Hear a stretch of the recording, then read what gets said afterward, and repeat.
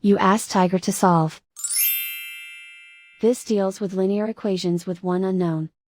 The final result is v equals 16 over 15. Let's solve it step by step. Isolate the v. Multiply both sides by inverse fraction 8 over 15. Group like terms. Multiply the coefficients.